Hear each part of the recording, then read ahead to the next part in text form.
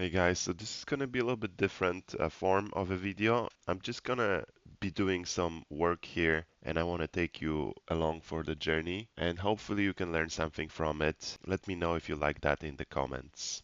Here is what we're gonna be building. Have a look at this weapon and how this character is using it. Right, we go.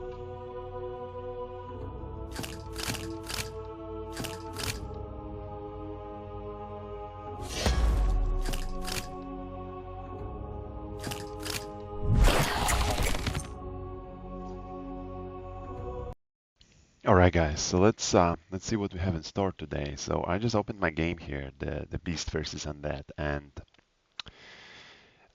trying to extend the list of animations that the game can use. So I was just working on the list of animations and weapons in Maya, and here's the list that I have. And I decided to add a little bit more configurations here, such as the dagger weapons, the two weapons, like two swords, the spear and potentially spear and shield, as well as, and I don't know how to say it in English, scythe, or I don't know how you call it, but it's that thing that you cut the grain with. So, how do I do this? Well, first of all, I have some animations here, both for torso and for legs. The detail animation. So I need to replace this animation with the new animation that I exported from Maya. Okay, let's do the legs detail first. So import to the new file. I believe it was in export extended anim, this one. So I'm just going to re-import it, and that should be basically the same animation, but it will have more frames now. It's been extended. So I'm going to do the same for my torso, because I separated my animation into torso and legs. I thought it would be nice to switch legs between different kind of creatures. Re-import this one with the new file, and that one is also extended anim. Let's re-import the torso anims. All right, so there we go. So we just re-imported the animations. So I'm going to save it all. And the first thing I want to see is if the animations are still working fine. So to do that, I'm going to start the game. Basically, battle editor, and I'm going to just grab this skeleton here. And sure, that's fine. Dagger.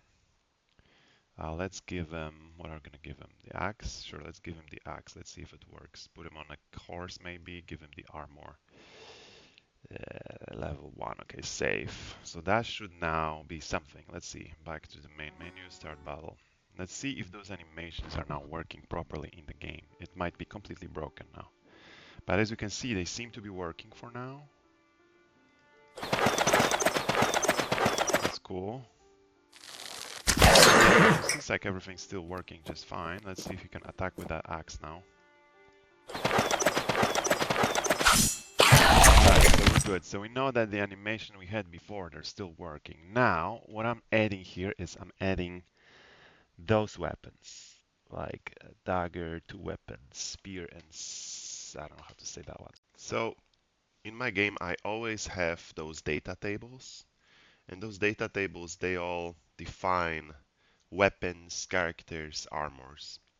And so those data tables are based on structures, structs, and so you can make easily those structs and data tables. So for instance, if you were to make, in my weapons folder, I have a struct here and I have a data table. So it's super easy. All you have to do is just go and then under blueprint, you can just make a new structure. I like to name them with prefix s, my struct, right? And then you go in and then you just kind of add a variable. You choose the type of the variable and you say like speed, right? Or something like that. Then you add another variable and you can even do like, I don't know, texture 2D or something like that, right? And so texture. And so, you can just basically define the whole struct. And then you save it and then you can make a data table. So then under miscellaneous, you do data table. And then here you choose what struct are you using. So in this case, I'm just going to get as my struct. And there you go. There's your new data table. And then you name it DT my data.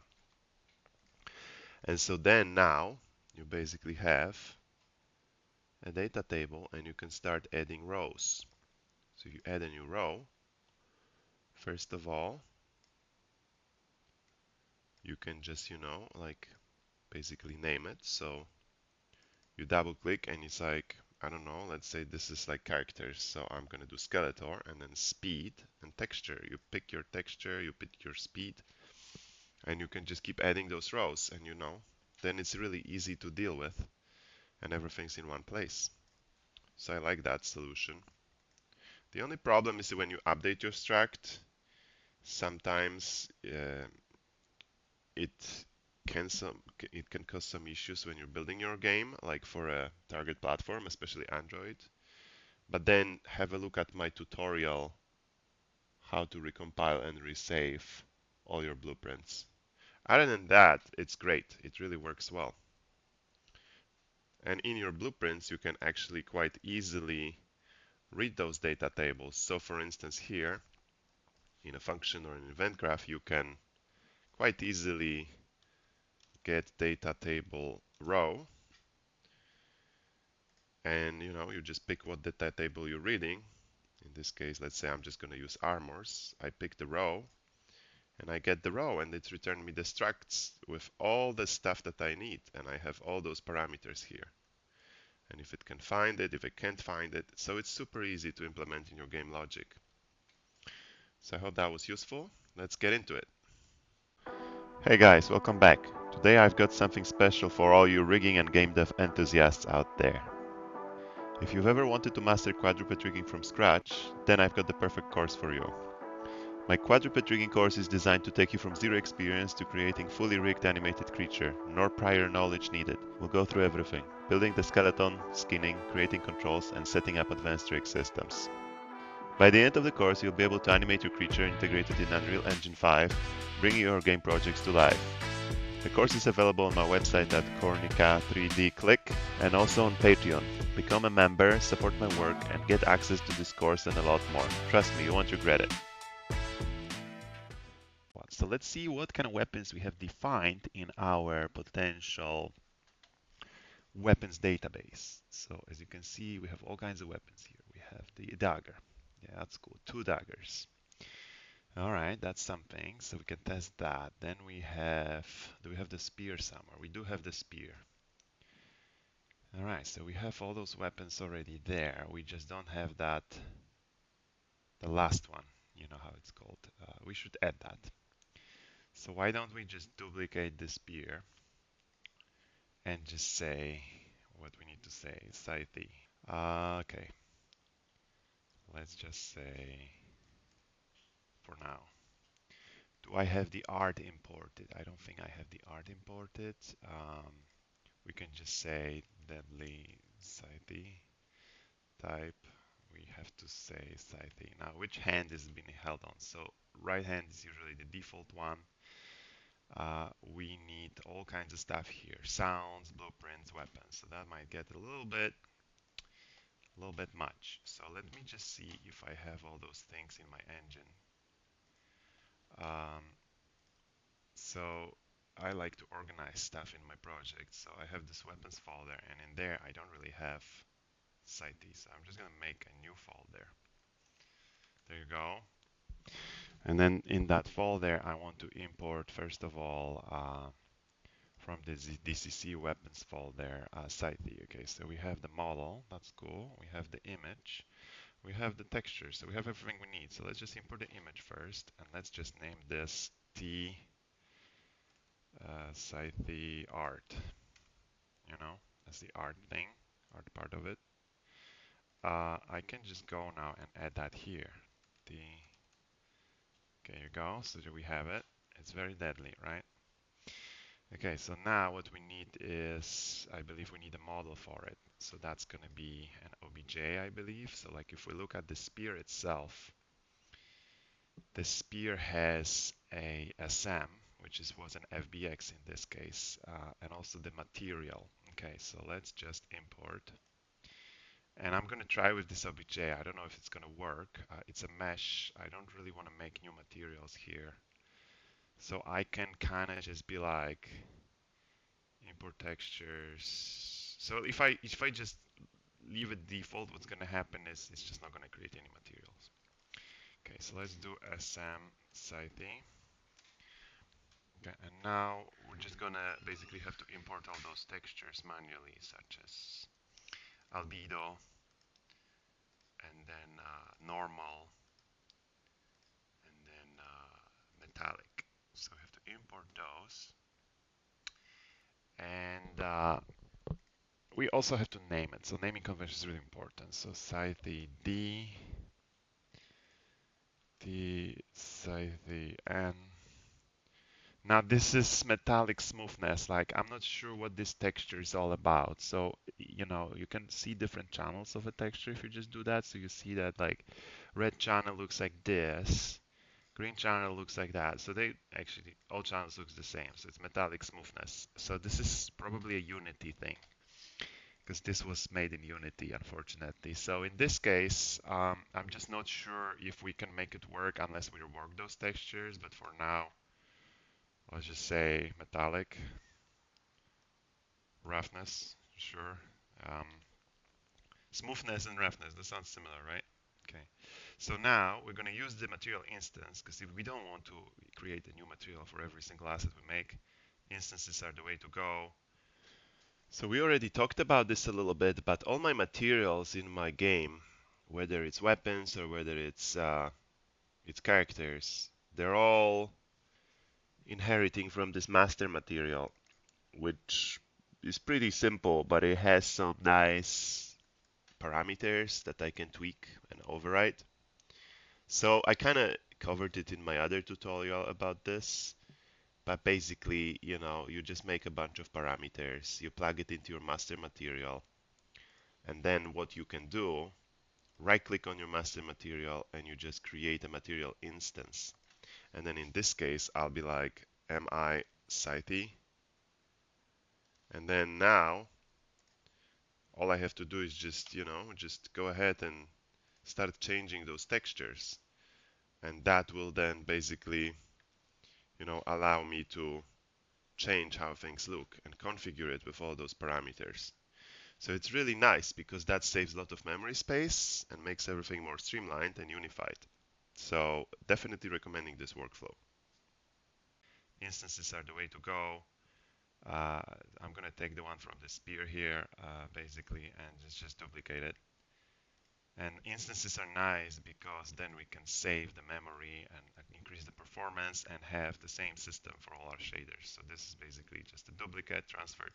Now here I can tweak the settings. So first of all, I want it to be scythe D. That's the color.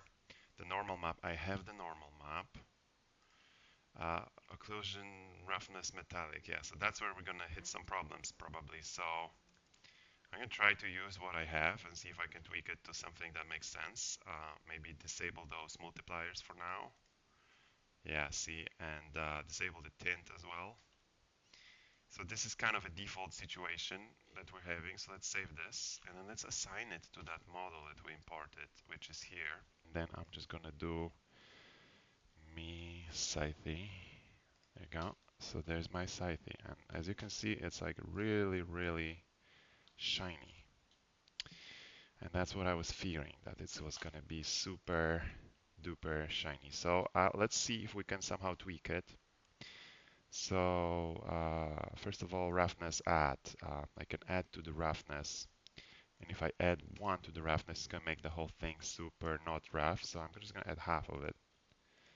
And that's going to address the whole thing, but it's also killing the... So it's treating the whole thing together. That's the thing I don't really love. So let's see if I can just do the roughness multiplier. 1. What's that gonna do? Is that gonna distinguish this a little bit more? I don't really think so. Let's see if I do -1. Maybe. Yeah, that seems like it's making this a little bit more and that a little bit less. So that's pretty good. I don't hate it. Let's see if tweaking it one way or the other. Yeah, that's too shiny for sure. So what about 0.7? Because they're trying to strike some balance here. Yeah, that's looking pretty good. So that one's pretty shiny. The wood is not shiny. That's what I want. Now let's see if I can enable the metallic and if that's going to make it any better. So that actually doesn't seem to. Well, that looks a little bit metallic, but it's also super dirty. So let's see maybe if I do 0, 1. Maybe I know metallic should be between 0 and 1, but I'm just going for the look here right now. Okay, that's not the worst. Try 0, 5. Yeah, I think I'm just going to take it as is. All right, cool. So there's our scythe. We have it. It's imported. And there's the material for it. Everything is there. Now we need to make a blueprint for it. Now to make a blueprint, I'm going to just duplicate the spear blueprint because that's been proven that it works. So for the spear, I'm just going to go ahead and basically just duplicate this and then do BP scythe. And then from there, I'm just going to move it there. All right. BP scythe. Now this is how my spear looks, which is cool, but I want to duplicate this and I want to make another one. Actually, I can just replace this one, SM scythe. So you see the problem is the orientation of this. So I need to rotate this 90 degrees for it to be relevant. So minus 90. Or I could just do this in Maya, but I think in this case it's better if I just do it here. And here's my blueprint for the scythe. There you go. So let's save it. And we have the blueprint. All good. Now, all I have to do is just update this. Maybe I should write some better description. Well, let's just name the name. The name could be cool if it was Iron Scythe. Deadly Iron Scythe. Okay. Okay. That's a little bit better. Type, as I said, Scythe. Range. Okay, this stuff all stays, but here we just do Scythe. Okay, and then, well, we shouldn't have the sound for it, which I don't have at the moment, so I'm just going to leave it. This is just a statistic, like how much, what does it do, what's the damage it causes, strength modifier 4. Let's just make it a little bit better than spear. Cost of it, yeah, I mean, I don't know, spear sounds fancy, this sounds less fancy. Hard to say. Let's just leave it the same for now. I might just revisit this. Okay, so this is all cool. Let's just save it for now, and we have the scythe added to our database. So now we also can allow this scythe to be used by our skeleton character, right? So if we go to the characters, and if we go to the character data, I can go to my skeleton, and in there I can just say under the weapon that he's allowed to use, I can just add a weapon and say you can use scythe, bro. And now with that, I'm able to give it to him as I load the game. All right, so we gotta go see how it looks right now. Right now, this has no configured animations, so weird things might happen, but let's have a look. Okay, it remembers the volume now, nice. Let's just go to the battle editor, and then for this guy, just make 3 of them and give them the scythe. It should show here now. There it is. See what I mean? Yeah. Just give him the leather armor. Okay, there you go. Back to main menu, start battle. Now we can see what happens. So, as you can see, he's just holding it normally like this, right? Yeah, so unfortunately, this guy will probably try to kill him before we can get there. Most likely. Yeah, so we know that certain animations work fine. Maybe what we should do, just give him the scythe instead. There you go. That will probably do it. Start battle. Let's see how this will work. Yeah, so that's looking a little bit weird. It's really big compared to the size of the character, which I don't know if I like it, honestly. Let's just defend ourselves. Let's see if he can attack us now. Yeah, so it seems like everything is working just fine, right? Which is cool, but also I want to be kind of in control of this animation. So I know here that this animation is between frame 75 and 76. So I need to make sure that I'm assigning the right animation in my system here. So I think that is defined in my base character blueprint. So here's another learning for you. It's nice to have all your character blueprints inherit from the same base class. So for instance, this barbarian character here, he's inheriting from the base class. So you can actually see here, parent class BP base character. And so that's something that every single character in my game inherits from. And basically, it has all the functions, all of them. Now, the nice thing about this is that all the children of this class, um, and you can just create child blueprint class basically like this, like even the dragons and whatever. Basically, what you can do then, you can use the same functions, just call them, but you can also override them. So you can override any of the function that is in this parent class. So that just makes things way easier and you don't have to duplicate your code. All right, hope that helps. So I need to make sure that I'm assigning the right animation in my system here. So I think that is defined in my base character blueprint, which is here. And that's exactly what I want it to be. So there is the scythe, and the scythe is currently using the same frame as the one-handed. But I don't want it to use the same frame as the one-handed. I actually want it to use the frame 71, 75 for idle, because that's what it's defined in that document, and that's what my animation is. And here's the attack frames. It's also using the one-handed 8, but I want to uh, choose a different frame. Now, some of the weapons, they have different attack when the unit is surrounded versus if it's not. Like, for example, crossbow and bow. You can't really shoot those from close range, so it allows you to pull out a dagger and attack the enemy. But in this case, we want to allow this attack to be the proper attack. So in this case, I need to hook it up to that frame. Attack scythe 76. 76, there you go.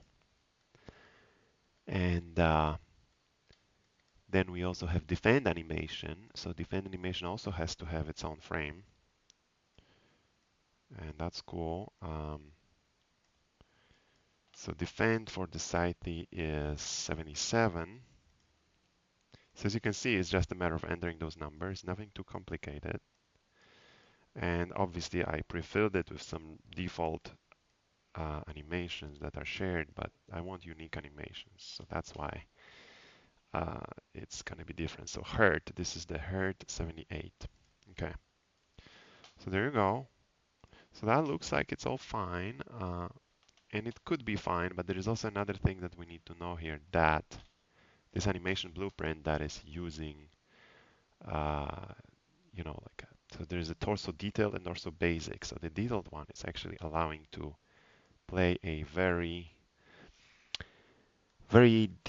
detailed animations. So for those animations and how to set them up, we're gonna look into that in another more comprehensive tutorial. Okay, guys, let's see the results of our work. So I'm just gonna create a skeleton hero here.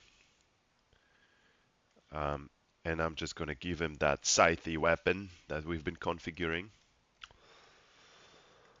Make it a warlord. Choose the armor. Get him the heavy armor. There you go. Looks cool. Oh, that's actually a medium one. This guy, let's make him a warlord and give him the no mounts. Just give him the heavy armor and get him the weapon. All right, let's see it.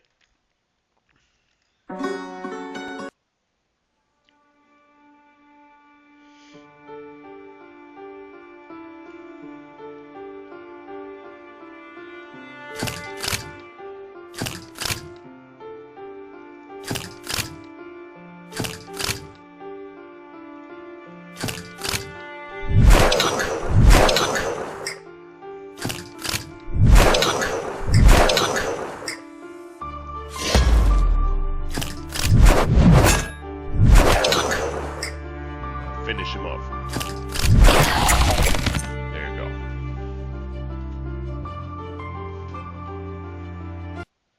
Okay guys, thanks for watching that tutorial. I hope you liked it. If so, make sure to subscribe. Also, I have been working on my passion project, which is this RPG game, turn-based, kind of like Heroes of Might and Magic or Age of Wonders.